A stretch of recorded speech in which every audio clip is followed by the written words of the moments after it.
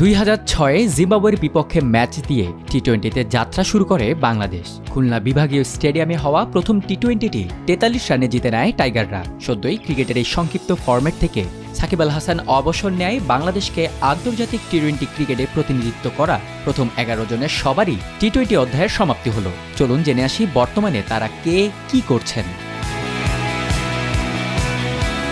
জিম্বাবুয়ের বিপক্ষে ওপেন করা নাজমুস সাদাত দুর্ভাগ্যজনকভাবে খেলেছেন ওই একটি আন্তর্জাতিক ম্যাচই। তবে 2018 পর্যন্ত ঘরোয়া লিগ খেলে গেছেন সাদাত।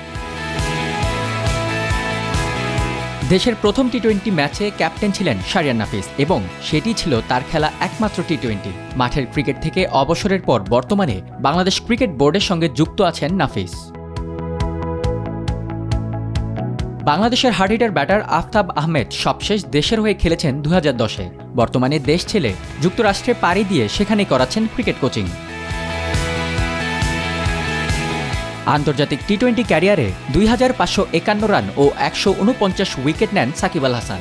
সদ্যই তিনি প্রথম টি-20 দলের সবশেষ ক্রিকেটার হিসেবে বিদায় জানান আন্তর্জাতিক টি-20-কে।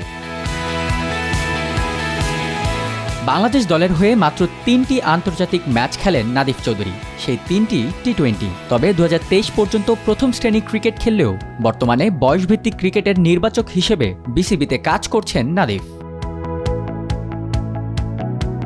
2014 সালে সবশেষ দেশের হয়ে টি-20 খেলেন ফরাদ রেজা, তবে এখনও ঘরোয়া লিগ খেলে যাচ্ছেন এই অলরাউন্ডার। 2022-এর এশিয়া কাপের পরে আন্তর্জাতিক টি-20-কে বিদায় জানান মুশফিকুর রহিম। বর্তমানে টেস্ট ও ওয়ানডে খেলা মুশফিক বাংলাদেশের হয়ে 100 বা এর বেশি টি-20 খেলা 3 জনের একজন।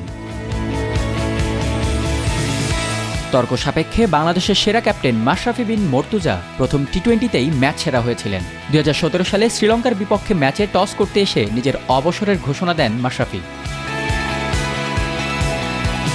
মোহাম্মদ রফিকের প্রথম ও শেষ আন্তর্জাতিক টি-20 ছিল বাংলাদেশের প্রথম টি-20 ম্যাচটি। বর্তমানে ঘরোয়া লিগ ও বিপিএল-এর কোচিংয়ে যুক্ত আছেন সাবেক এই বাঁহাতি অর্থোডক্স স্পিনার। আন্তর্জাতিক টি-20-তে 44 উইকেট নেয়া আব্দুর রাজ্জাক সেই ম্যাচে নিয়েছিলেন 3টি উইকেট। বর্তমানে বাংলাদেশ জাতীয় ক্রিকেট দলের নির্বাচকের দায়িত্ব পালন করছেন সাবেক বাঁহাতি এই স্পিনার। দেশের হয়ে সবশেষ 2013 সালে টি-20 ম্যাচ খেলেন ফাস্ট বোলার শাহাদাত হোসেন। সেই ম্যাচে 4 ওভারে 54 রান দেওয়ার পর আর টি-20 দলে ফিরতে পারেননি তিনি।